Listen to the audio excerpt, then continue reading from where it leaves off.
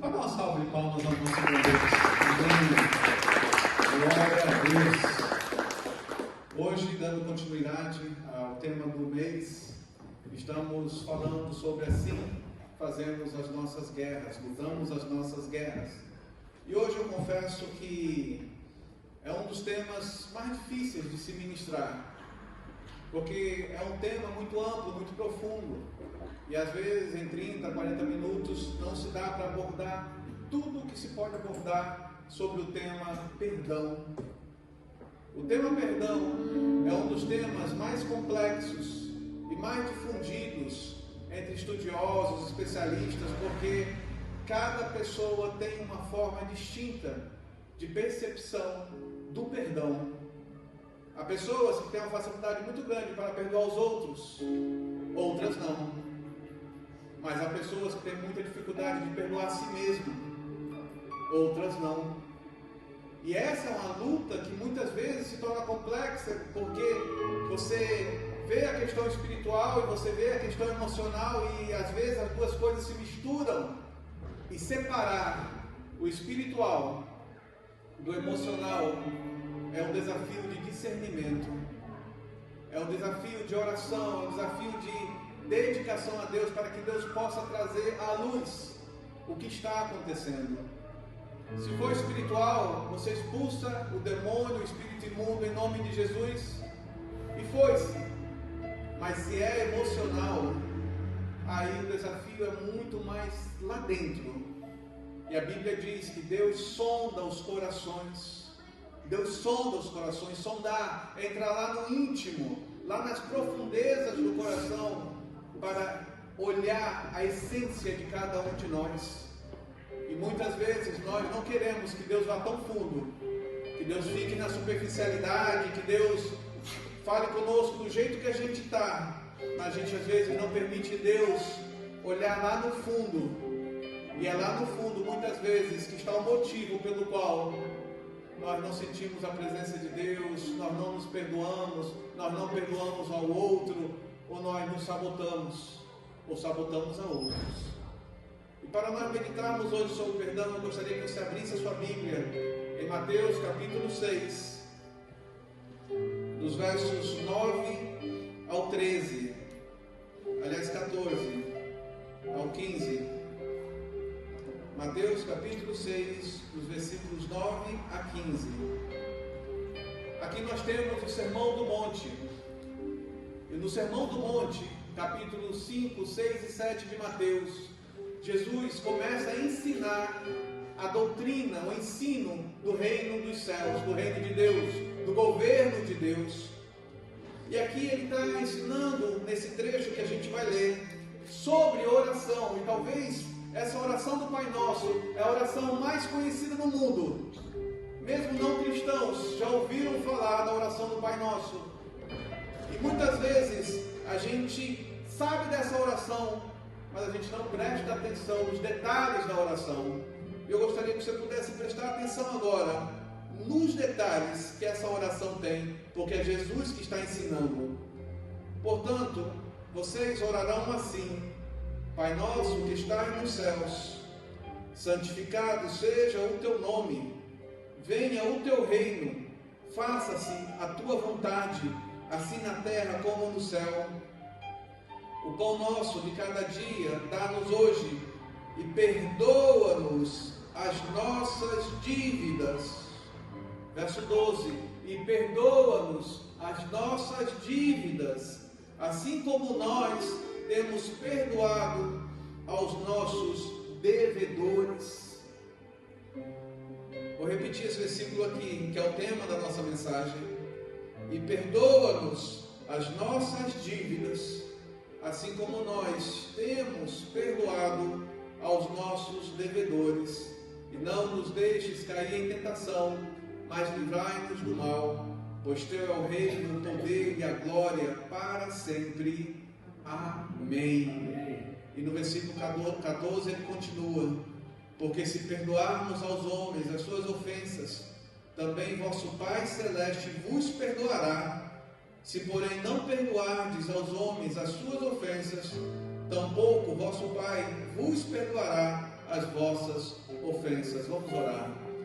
Senhor, graças te damos por tua palavra, porque a tua palavra gera fé. A tua palavra, Pai, nos ensina a te conhecer.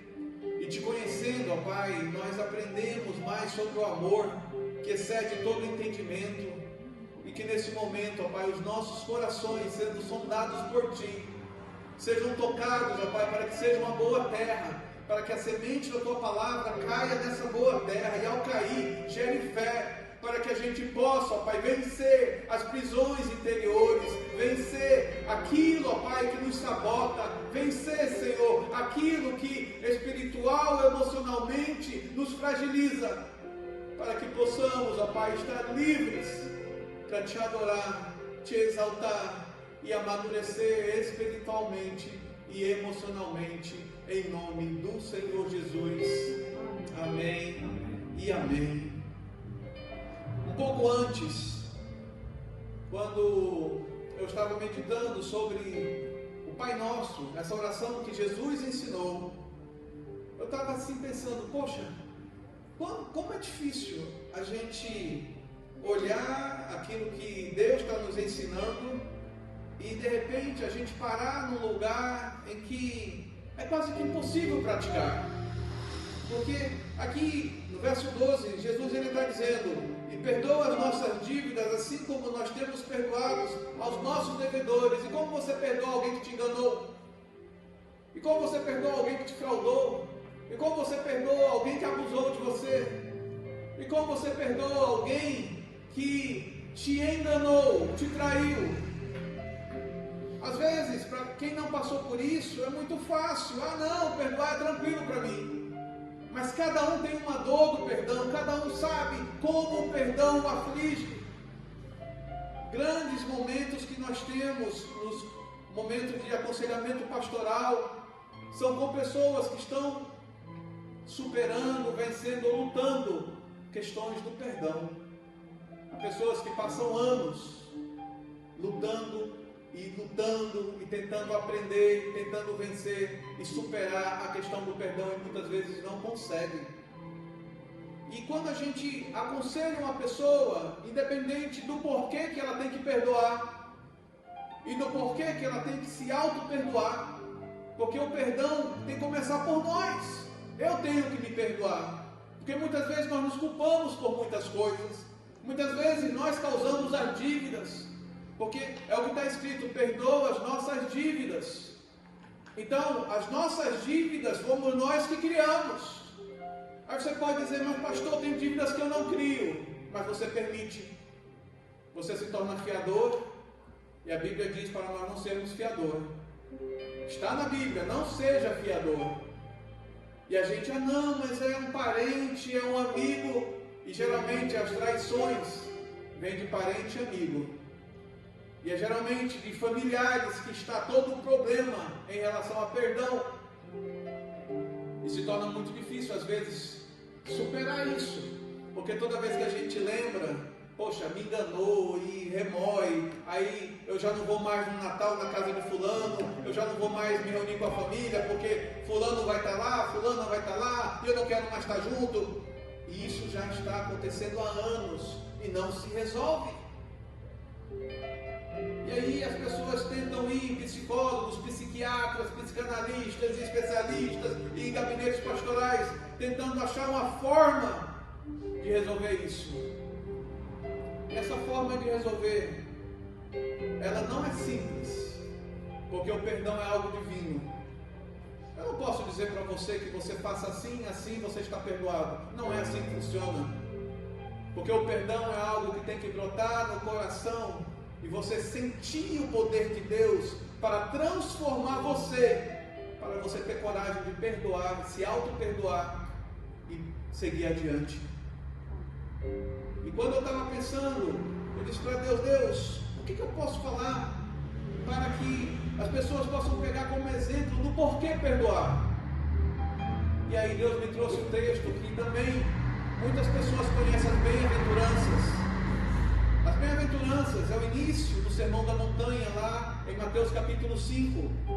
E ele fala sobre bem-aventurado bem-aventurado o humilde, bem-aventurados os que choram, os mansos, os que têm fome e sede de justiça, bem-aventurados os misericordiosos.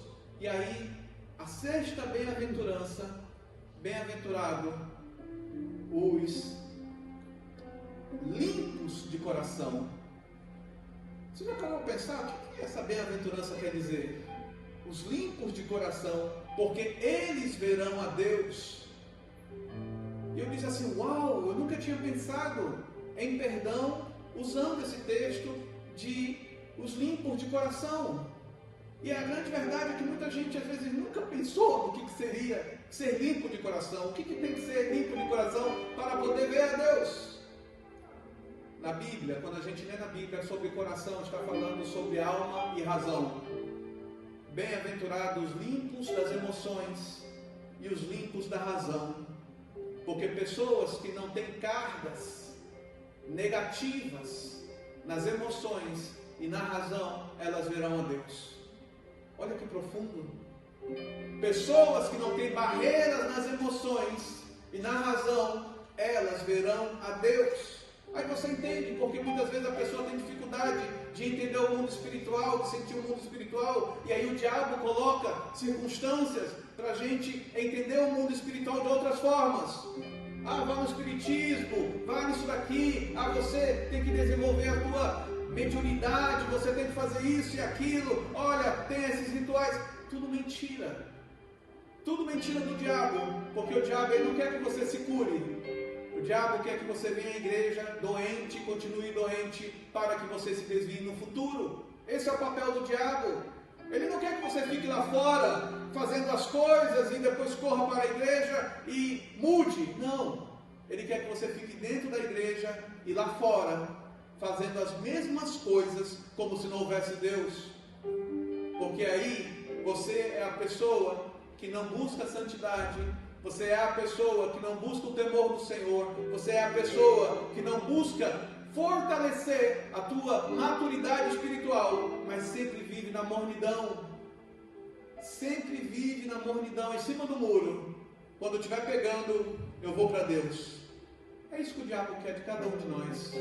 Que sejamos mornos, que sejamos inconstantes, que sejamos pessoas que não se preocupam com santidade, que sejamos pessoas que não busquem desenvolver uma fé duradoura e atitudes de temor do Senhor. E aí a gente começa a arrumar desculpas, porque o papel do diabo é nos fazer arrumar desculpas.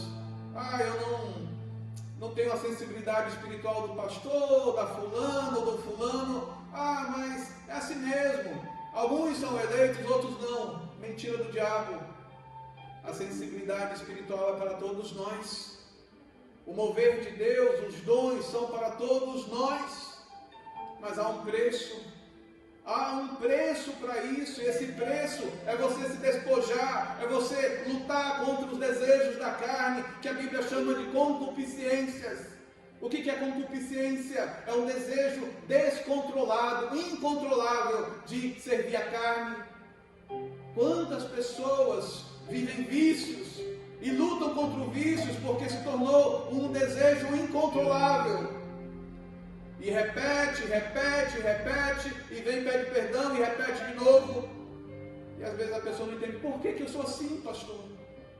Porque se nós não nos posicionarmos diante de Deus e lutarmos diariamente, orando, jejuando, lendo a Bíblia todos os dias, porque a Bíblia diz que a fé vem pelo ouvir e ouvir a palavra de Deus. Então nós temos que ler a Bíblia todos os dias, para que tenhamos fé para orar, para que tenhamos fé para jejuar, para que tenhamos fé para louvar a Deus. E aí sim, o processo de libertação começa em nossas vidas, de vícios ocultos. Davi ele fala, Senhor, me perdoa dos pecados ocultos, daqueles que eu não sei, porque não são intencionais. Quando a gente se volta para Deus, a gente começa a ter discernimento de orar sobre coisas que nem sabíamos, mas se tornou um tropeço na vida da pessoa. Quer um exemplo? Essa semana um pastor de Brasília me ligou, pastor muito conceituado, E ele disse assim: Fernando, dá para você traduzir esse trecho do hebraico? Aí ele me mandou um trecho do hebraico. Aí eu disse para ele: quem disse para você que eu falo hebraico? Eu não falo hebraico. Eu não entendo nada do que você passou. Eu sei uma coisa ou outra ali, mas eu não tenho esse... Para dizer a verdade, eu nunca tive interesse em aprender hebraico. Eu estudei 2 anos, eu consigo ver algumas coisas e falar, não sei o que, algumas coisas, mas eu não leio assim. Aí ele: como assim que você não lê? Eu passei a vida toda acreditando que a maneira que você prega, a maneira que você conhece as coisas é por causa do hebraico. Eu disse: mas quem te disse isso?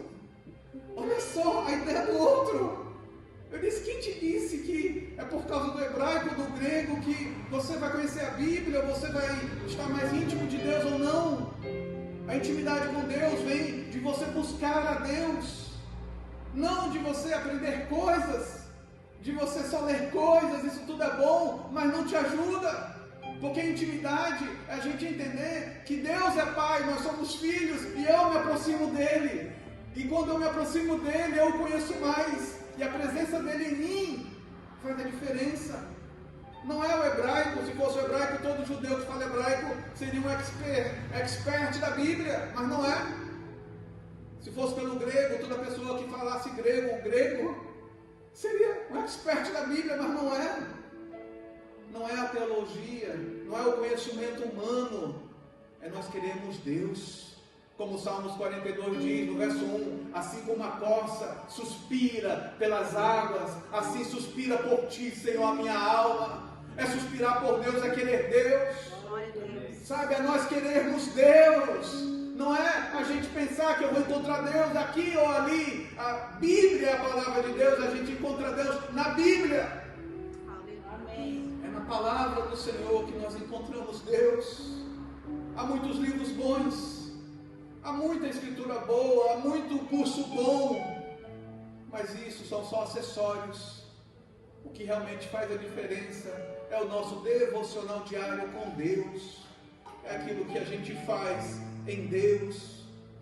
E eu, meditando nisso, eu disse: Senhor, como é difícil então ver o Senhor, porque a tua palavra diz: bem-aventurados, limpos de coração. Senhor, como eu limpo o meu coração, como eu limpo as minhas emoções, como eu limpo a minha razão, porque a minha razão quer questionar, e a minha emoção ela é frágil. Como eu faço isso, Senhor? Porque eu quero ter essa intimidade, eu quero ver a tua presença, eu quero me mover na tua unção, eu quero a tua presença, Senhor.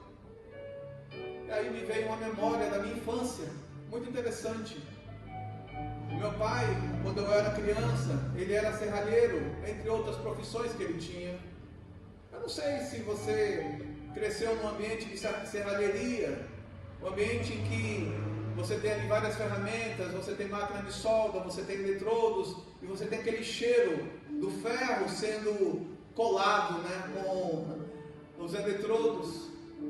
E lá no ambiente do serralheiro existe o local onde ficam os pedaços que sobram, porque ele, através da serra, ele corta pedaços de ferro, joga aquele ferro para ali, para montar um portão, para montar uma estrutura metálica, e ele vai fazendo aquilo. Então tem um montão de vários pedaços, que muita gente olha para aquilo e diz: isso aí é lixo, isso aí não serve de nada.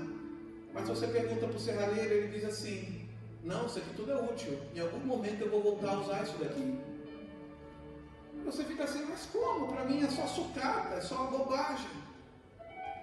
Existe também o local onde tem a bigorna, que é artesanal, porque ninguém aqui tem condição de comprar uma bigorna realmente, aquela do desenho animado, com aquela formação. Aí faz aquela bigorna artesanal para você endireitar o ferro para o propósito que aquele ferro vai ser utilizado. E você escuta o barulho das marteladas ali naquele ferro para endireitar, para ficar reto. E existe o outro lugar, que é a caixa de ferramentas, em que várias vezes não vou usar um martelo, mas vou usar uma outra ferramenta para poder usar esse material para chegar ao propósito que eu quero. E eu disse: Senhor, por que o Senhor está me trazendo essa lembrança? E aí Deus me falou muito claro que muitos de nós podemos estar em algum estágio das nossas vidas como esse. Podemos estar nos achando jogados no lixo. Eu não importo, eu sou uma sobra, eu não sirvo para nada, eu estou ali só jogado. Podemos estar num processo em que a gente está na bigorna, levando martelada para endireitar, passando por provações, passando por lutas para endireitar, para a gente perceber Deus, para a gente entender o que é ver Deus, para a gente limpar o nosso coração, as nossas emoções de tudo aquilo que nos prende. E às vezes a gente pode estar ali recebendo aquelas marteladas, e a gente está dizendo: Senhor, mas eu não quero isso. E Deus está te dizendo: mas eu tenho que te ajudar a corrigir para o propósito que eu tenho para ti. E outras vezes, Deus não está dando martelada. Ele está pegando ferramentas da caixa de ferramenta para nos colocar num local totalmente novo, numa forma, num propósito totalmente novo, para que a gente tenha intimidade com Ele e a gente alcance os nossos objetivos. É muito difícil entender isso às vezes. Eu sou uma pessoa que eu gosto muito de sebo. Aqui eu não sei se tem, mas em São Paulo tem um monte de sebo, livros antigos. Tem livros, LPs e não sei o que. Eu sou proibido de comprar livro, minha esposa me proibiu. Mas sempre que eu posso eu vou lá no sebo. Porque quando eu vou no sebo, a sensação que eu tenho é: aqui é um lugar das coisas desprezadas. Todo mundo que pôs o livro lá não está nem mais aí para aquele livro. É um local de desprezo. Mas às vezes é um olhar novo que pode ver aquele negócio desprezado como aquele livro e dar vida e valor àquele livro que é usado. E quando eu estava meditando sobre essa palavra, sobre o perdão é exatamente isso. É você criar a capacidade em Deus de olhar aquilo que está destruído, que está rejeitado, que está jogado, que está no sebo, com olhos novos, para que haja vida e haja valor novamente. E isso é algo divino, isso é algo poderoso, isso é algo que, mostra que o perdão é algo que vem de Deus aos nossos corações, mas nós temos que querer. Nós temos que querer, porque muitas vezes a gente vai passar anos com problemas emocionais com os nossos cônjuges, problemas emocionais e espirituais com os nossos filhos, problemas emocionais com amigos de infância, problemas com pessoas que nos ajudaram em determinados momentos da nossa vida e por causa de bobagem a gente não fala mais com eles.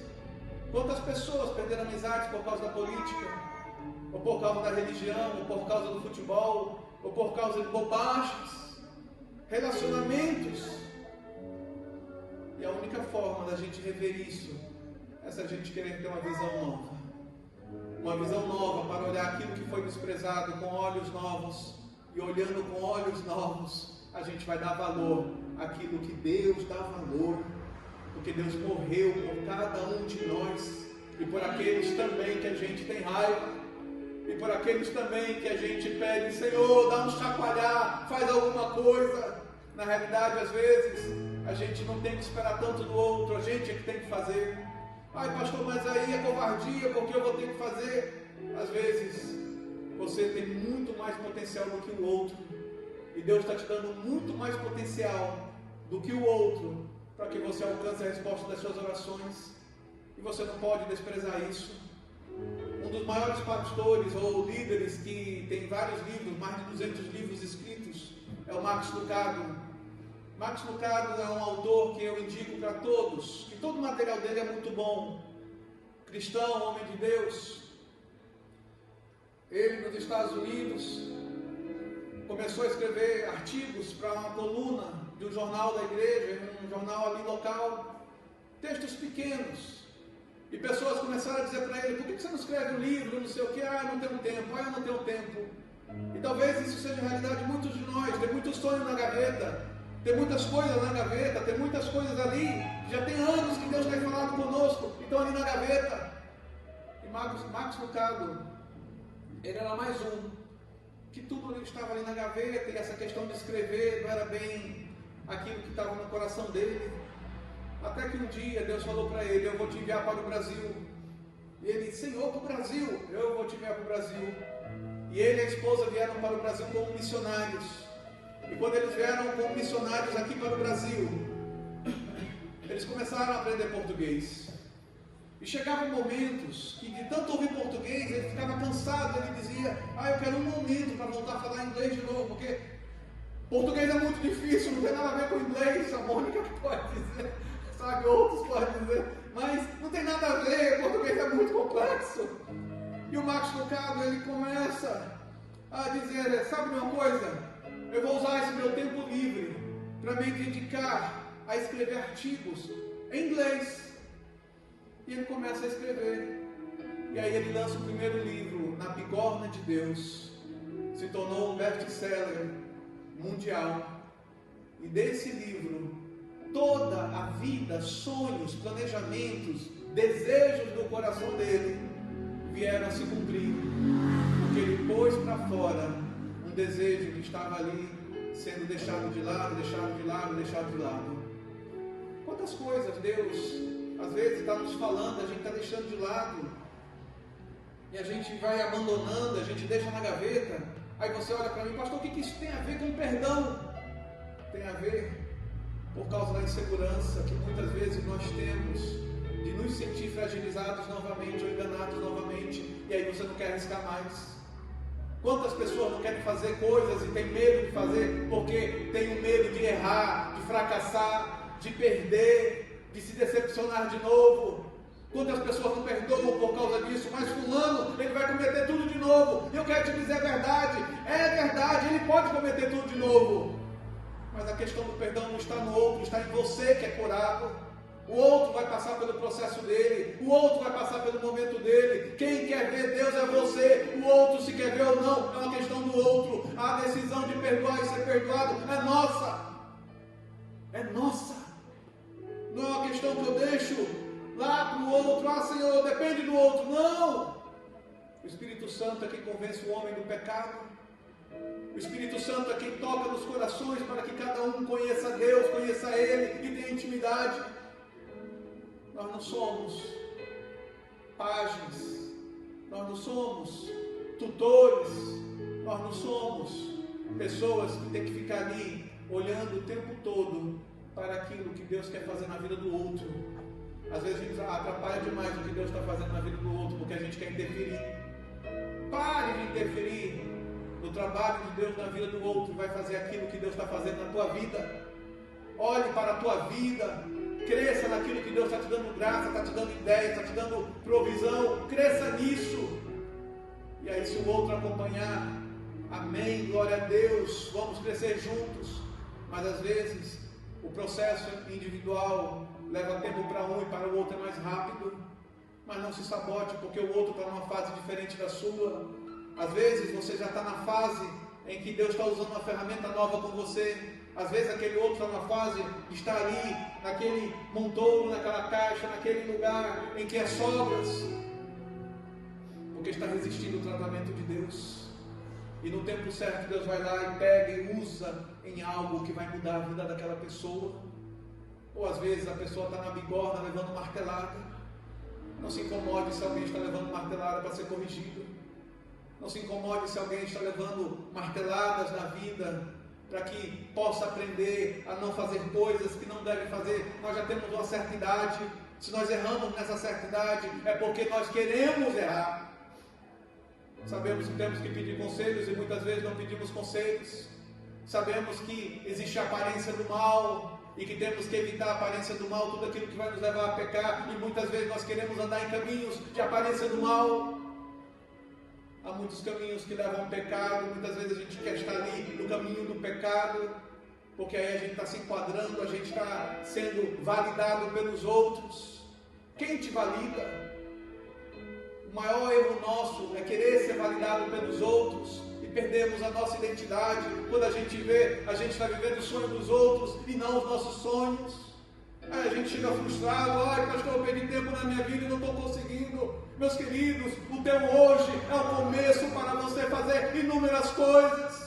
E comece agradecendo a Deus, comece louvando a Deus pelo teu hoje, e comece a usar a semente do hoje, essas sementes que Deus te dá, para você multiplicar e crescer e prosperar em todas as áreas. mas que o desejo final seja de ser livre, de ter a paz de Deus. Se você talvez é um pouco mais à frente do que o outro, respeite esse processo. Não queira ser juiz do outro, não queira ser juiz de ninguém, nem de você mesmo, mas que você se autoanalise, você se auto-reveja e você diga: Senhor, eu quero que Tu possas limpar o meu coração. Não quero ter cargas emocionais que me impedem de crescer espiritualmente, emocionalmente, naturalmente. Eu não quero isso mais. Eu não quero mais, Senhor, passar uma vida sem ver a Ti. Eu quero poder ver a Ti na natureza, eu quero poder ver a Ti nos meus irmãos, eu quero poder ver a Ti na minha família e poder Te dar graças. Quantas pessoas pararam de dar graças porque aquela sabotagem que fizeram foi tão forte que você não consegue mais ser grato, você não consegue mais confiar nos outros. A desconfiança se tornou um padrão na tua vida. E isso está errado, porque você não é assim. E não precisamos disso. Porque se nós não quisermos mudar, a gente nunca vai receber a palavra do Senhor, como diz lá em Mateus 11, 28. Mateus 11, 28 diz assim: Vinde a mim, todos que estão cansados e sobrecarregados, e eu vos aliviarei.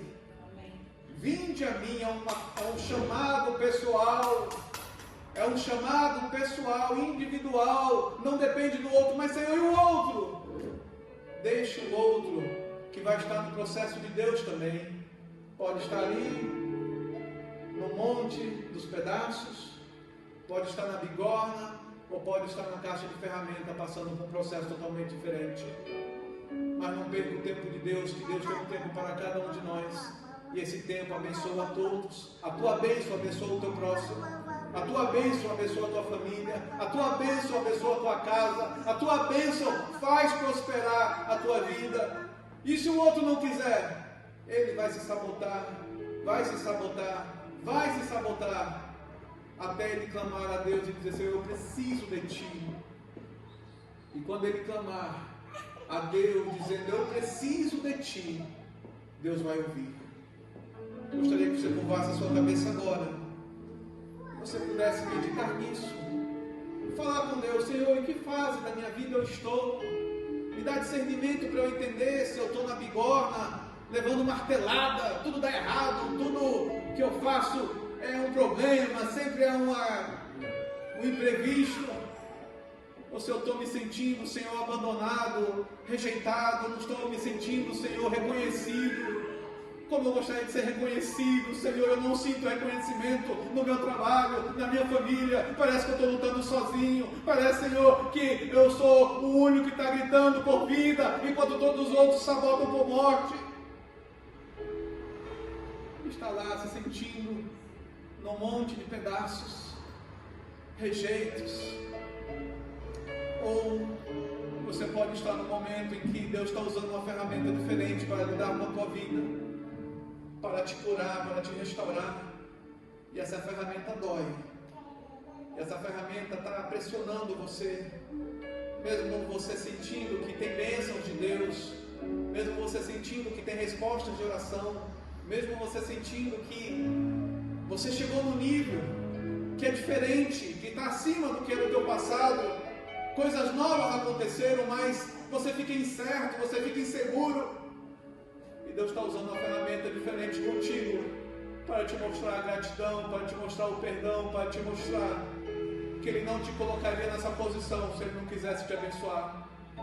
Mas você está nessa posição, porque a bênção de Deus está com você. A bênção do Senhor que enriquece, que não traz desgosto, está com você. Senhor, graças te damos, ó Pai. Graças te damos, ó Pai, porque a Tua palavra, ela nos lava, porque é como uma água que nos purifica, Senhor. Cada um de nós pode estar em nível, em estágio diferente, Senhor, com um sentimento diferente, com uma sensação diferente.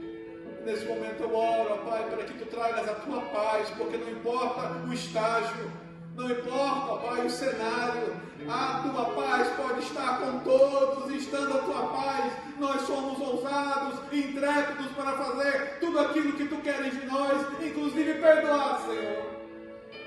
E essa intrepidez, ó Pai, que eu clamo, ó Pai, nesse momento. Intrepidez, ó Pai, para que possamos liberar perdão, Senhor. Tu vais trazer nomes na nossa cabeça. Tu vais trazer imagens de pessoas às nossas mentes, para que possamos perdoar. E mais do que tudo, ó Pai, perdoar nós mesmos.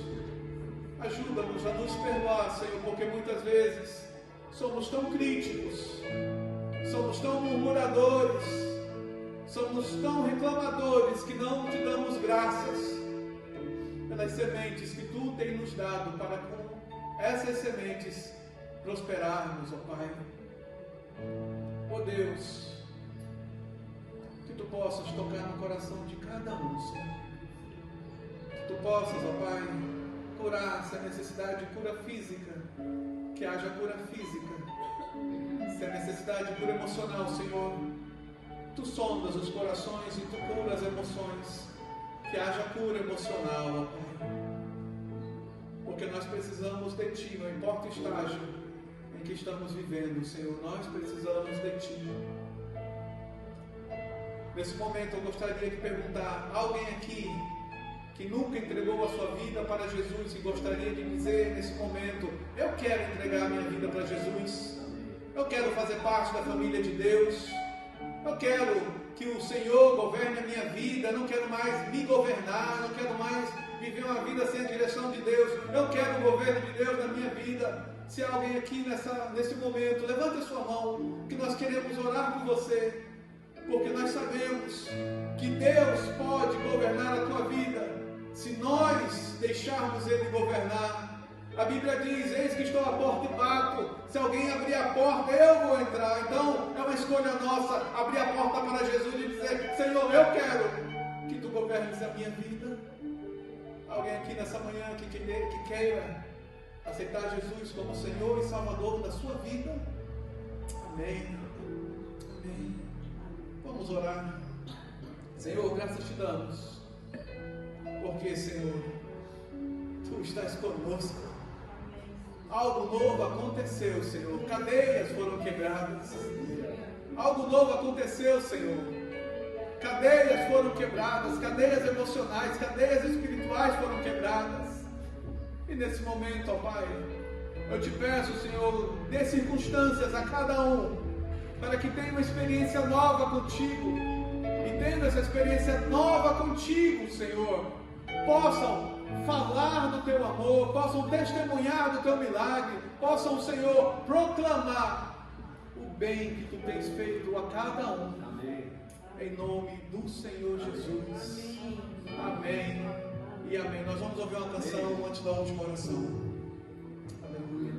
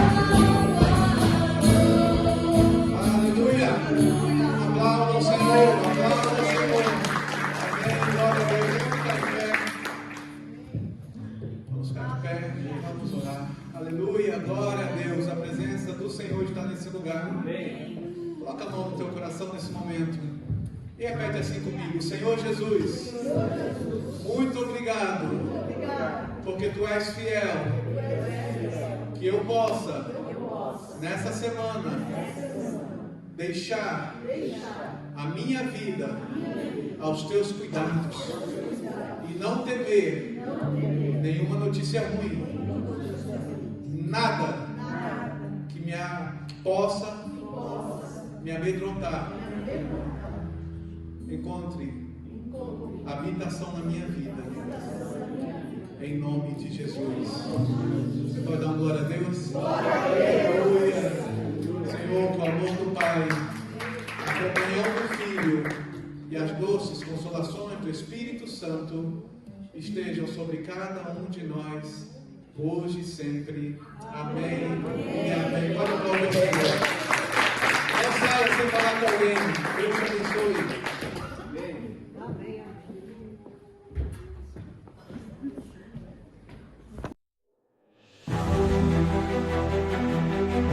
Somos uma igreja viva, um povo acolhedor, uma comunidade de discípulos de Jesus que o ama, o adora e busca obedecê-lo.